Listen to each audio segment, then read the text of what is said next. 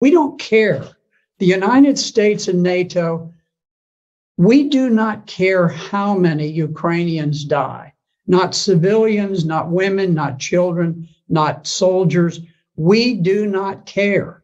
It's become a great football game. We've got our team, they've got our team, rah, rah. We want to get the biggest score and run it up.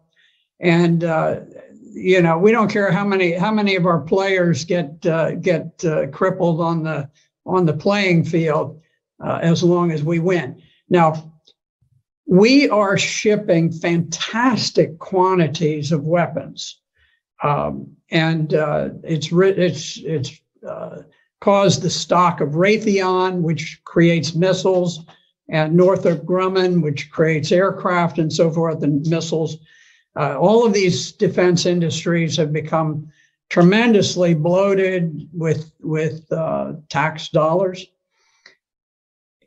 I don't think it's ultimately going to change the outcome. I think that Russia will prevail. The Ukrainians are in a very awkward strategic position in the East, but if you look at the way that this unfolded, President Putin made a desperate effort to stop the march towards war. Back in December of 2021, he went so far as to put specific written proposals on the table with NATO, peace proposals to defuse what was coming about. Because at this point, Ukraine was massing troops to attack the Donbass. So he was trying to head this off. He didn't want war. And NATO just blew it off, just dismissed it, never took it seriously, never went into serious negotiations. At that point, Putin, seeing that armed Ukrainians with weapons to kill Russian troops were literally on their borders, decided he had to strike first. Now, you can see that this was not some pre-planned attack. This was not like Hitler's attack into Poland, where the standard rule of thumb is that you always have a 3-to-1 advantage when you are the attacker. You have to mass 3 times as many tanks and artillery and planes and men as the other side has. In fact, when Russia went in, they went in sort of with what they had, what they could cobble together on short notice, and they were outnumbered by the Ukrainian forces. The Ukrainian forces had about 250,000. The Russians had perhaps 160,000. So instead of having 3 times as many, they actually had fewer troops than the Ukrainians, but they were forced to attack to try to preempt the battle that was looming, where the Ukrainians had massed these forces against the Donbass. Now, the Donbass is adjacent to Russia. It is a portion of Ukraine that did not join with the revolutionary government that conducted the coup in 2014 and overthrew the government of Ukraine. They refused to become a part of the new revolutionary government of Ukraine. And so they declared their independence. And Ukraine had massed this enormous army to attack against the Donbass. And so Russia was forced to go in to preempt that planned attack by Ukraine.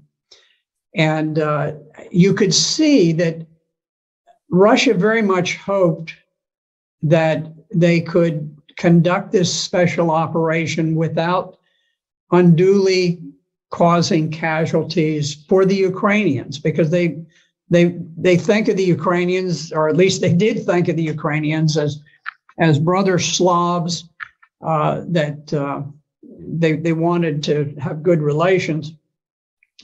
But there was a famous picture with a Russian tank that had been stopped by a gathering of maybe 40 civilians who just walked out in the road and blocked the road, and the tank stopped.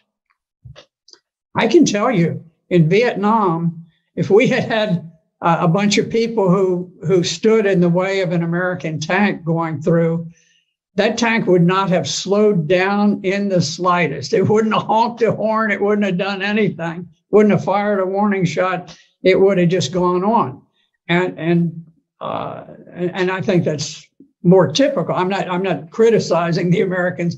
I was there and I was fighting, and I probably would have driven the tank straight through myself. But what I'm saying is that the rules of engagement for the Russians were very, very cautious.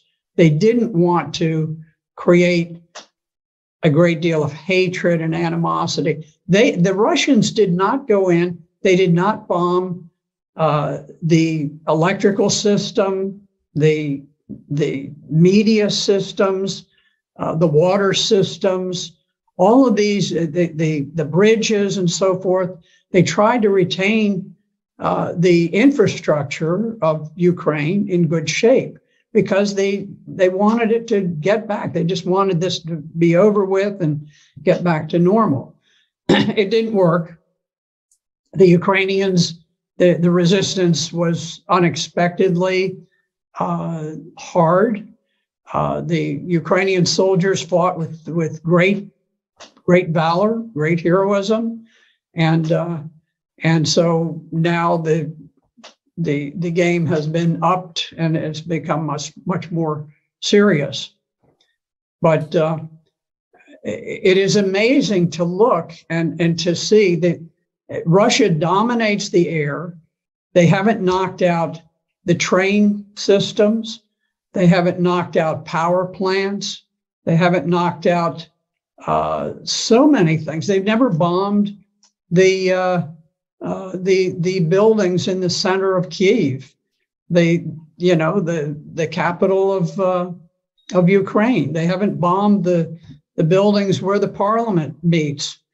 They've been incredibly reserved about these things, hoping against hope that peace could be achieved.